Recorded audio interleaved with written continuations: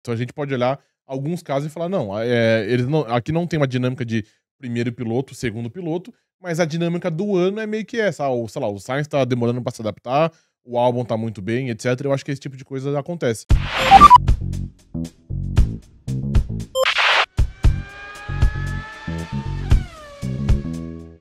Existe uma discussão no mundo da Fórmula 1 sempre em cada equipe sobre quem é o primeiro piloto. E a gente já falou aqui várias vezes que nem sempre isso existe. Mas esse ano a gente tem dinâmicas de primeiro piloto muito consolidadas dentro do grid. Eu vou mostrar isso aqui para vocês com dados. Olha só. Pontos por piloto. A gente pegou a porcentagem que cada piloto tem sobre os pontos da equipe, né? E são dados meio chocantes se a gente parar pra pensar. Sabe por quê?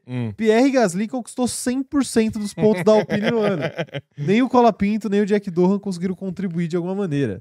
E aí você tem outras porcentagens altíssimas. Por exemplo, Verstappen conquistou 96% dos pontos da Red Bull na temporada. E também tiveram dois pilotos ali, Liam Lawson e Yuki Tsunoda.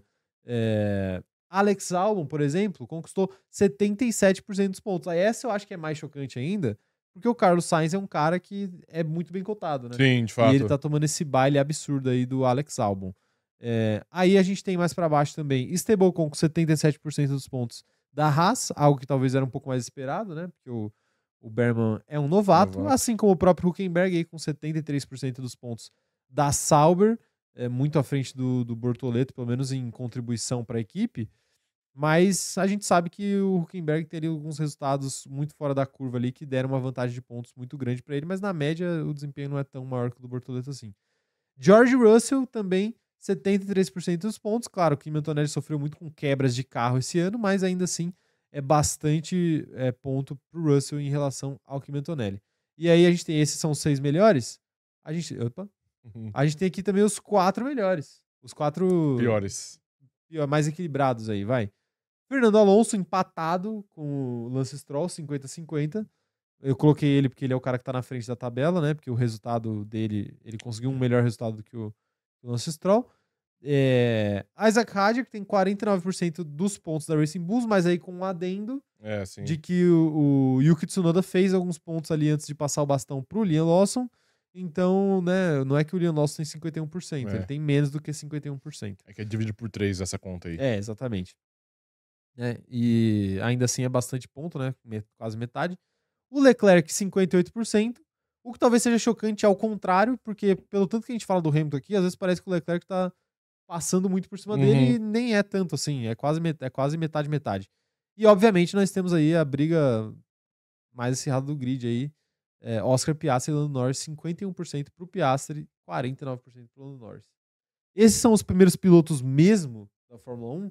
Ou tem algo que não deveria estar certo? Não, eu meio que acho que esses de fato são os primeiros pilotos. A gente pode até olhar, por exemplo, na tela anterior e falar: eu não acho que o álbum seja piloto para ganhar de 70-30, 80-20, né? Do próprio Carlos Sainz. Então a gente pode olhar alguns casos e falar: não, aqui não tem uma dinâmica de primeiro piloto, segundo piloto, mas a dinâmica do ano é meio que essa. Sei lá, o Sainz tá demorando para se adaptar, o álbum tá muito bem, etc. Eu acho que esse tipo de coisa acontece. Então a gente pode até olhar em alguns casos e falar: não, eu não acho que o álbum seja o primeiro piloto, porque ali são dois carros, são dois pilotos, aliás, com condições iguais. Acho que até se bobear, até Hülkenberg e Bortoleto, a gente pode falar isso. Mas de resto, eu acho que é muito claro, é muito evidente de quem é o primeiro piloto e segundo piloto. Aí, indo pra outra tela, aí, obviamente, tipo assim, Leclerc e Hamilton, não acho que exista um primeiro piloto. Acho que aí é meio que varia de ano para ano. Esse ano o Leclerc ele tá melhor, ele vai fazer mais pontos, mas pode ser que em 2026 essa balança vire, e aí o Hamilton faça 58%. O mesmo vale pro Oscar Piastri e Lando Norris. Então acho que tem 3 dinâmicas aí, pelo menos na minha concepção, de que não existe primeiro piloto e segundo piloto, que é Ferrari, McLaren e Williams. De resto, eu acho que é algo muito bem definido. Exatamente o que você falou. Tipo assim, nessa tela a gente vê um equilíbrio maior. Aí talvez não o Alonso com o Stroll. Esse ano, Sim. o começo do ano do Alonso foi um pouco fora da curva para baixo. E agora ele já chegou. Mas realmente, assim, tirando o Hadjar ali também, que é um cara mais equilibrado, é um cara mais equilibrado, não, é um cara um pouco melhor ali, aparentemente. Você tem Charles Leclerc e Lewis Hamilton, que são muito equilibrados. Oscar Piastri e Lando Norris são muito equilibrados, fazendo campeonatos equilibrados. Né? De resto, tá tudo dentro dos conformes. Eu só acho que é muito absurdo o Gasly, por exemplo, fazer todos os pontos sozinho. Né? Até pela expectativa que as pessoas tinham sobre o Franco Colapinto. E o resto, como você falou, dá pra gente explicar. Dá pra explicar a situação do Carlos Sainz.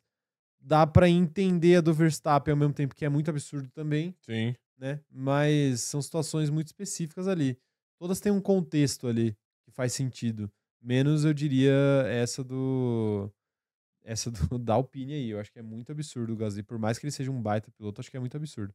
E aí eu gostaria até de falar, Mas falar antes uma coisa. antes é que também isso muda muito rápido, né? Porque como a Alpine pontua pouco, se o Franco Colapinto fizer 2 pontos, já vai diminuir, tá ligado? É muito bizarro. Sim, É. ele já vai ficar com Sim. uns 20%. 20%. Então. Exatamente. Então tem isso também, obviamente. Mas uma coisa que eu queria falar é o seguinte.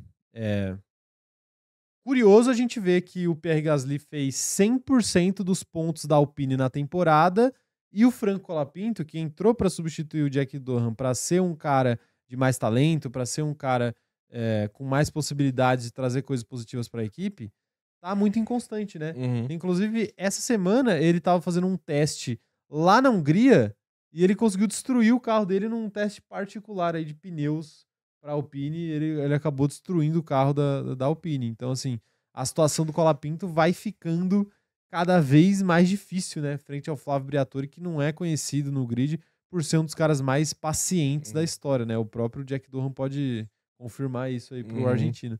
Então, acho que se continuar desse jeito, vai ser difícil pro Colapinto se manter na Fórmula 1, hein? Já posso cravar aqui? Pode. Não fica pro próximo ano.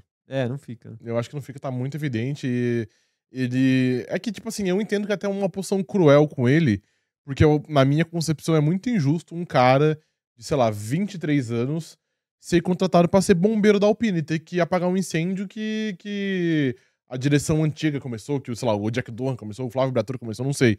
Eu acho que é meio cruel com ele, porque, pô, um cara desse, um moleque desse, um jovem, que tá indo em processo de desenvolvimento, de amadurecimento, ele não deveria ter toda essa responsabilidade. Ele deveria ter paz, ele deveria ter tranquilidade e tempo pra ele ter que mostrar o seu bom trabalho. Mas aí, considerando as condições atuais e que ele foi contratado pra ser esse bombeiro que vai apagar esse incêndio e ele não tá conseguindo, ele tá colocando só mais lenha na fogueira, Pois é. aí de fato eu acho que vai ficar muito, muito complicado pra ele.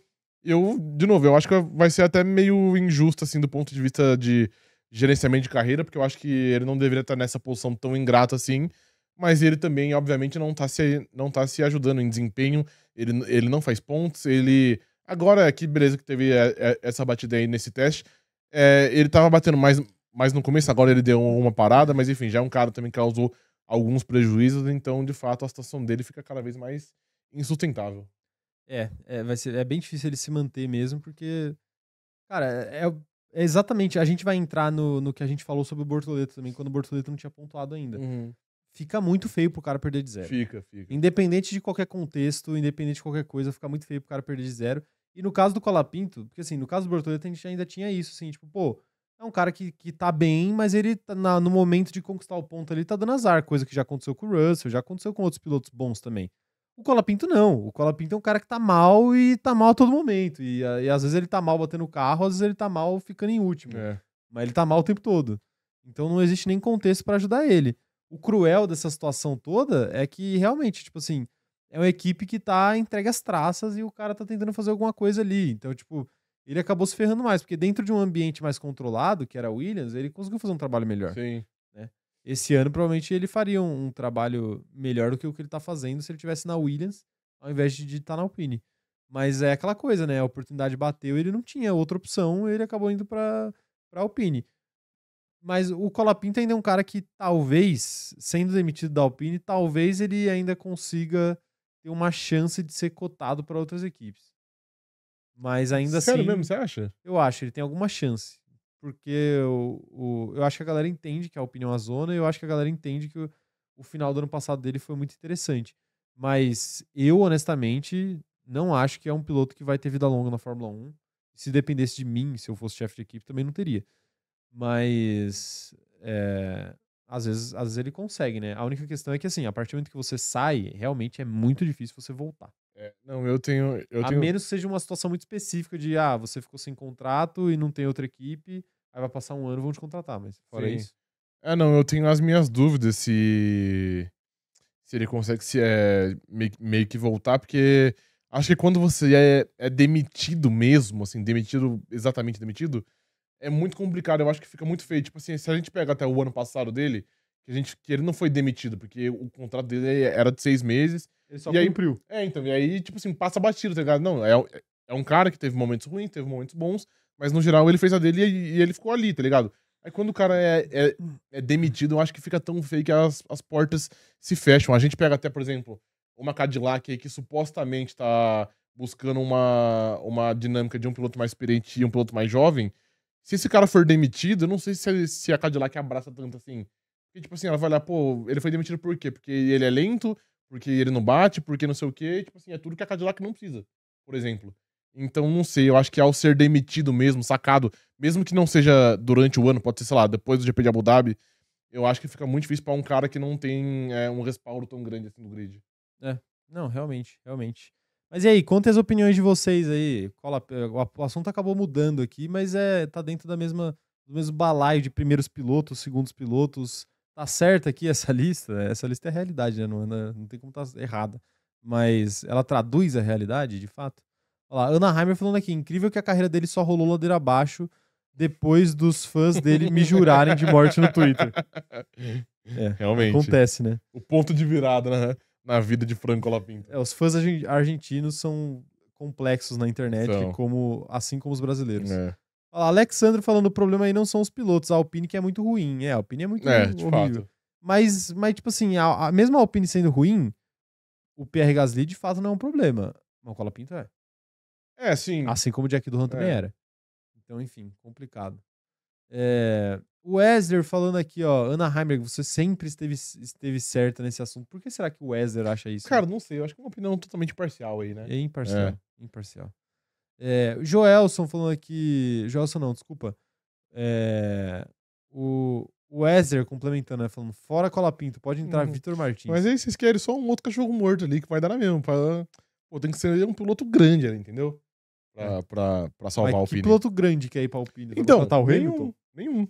Não, obviamente. O Hamilton também não deu na mãe dele pra fazer essa merda aí. Então, é isso que eu tô zoando também, né? Ai. Não, mas é porque, tipo assim, o meu ponto é esse, tipo assim, que é a mesma situação do Jack Doohan. Porque, tipo assim, se você demite o Jack Doohan, aí você contrata o Franco Colapinto. Aí você vai mandar o Franco Colapinto embora e você vai contratar o Paul Aaron. Tipo assim, são obviamente algo um pouco melhor, um pouco pior, mas no geral são pilotos do mesmo calibre. E aí não vai. Aí você deixa o cara que tá lá já. Então meio que a Alpine tem que ir pro rebuild, mano. Tem que começar do zero. Tem que ir pro rebuild. Tem que ir pra falência, né? É isso que eu tenho que pode ser também. Bom, enfim, mas aí, comentem aí as opiniões de vocês, que eu sempre quero saber.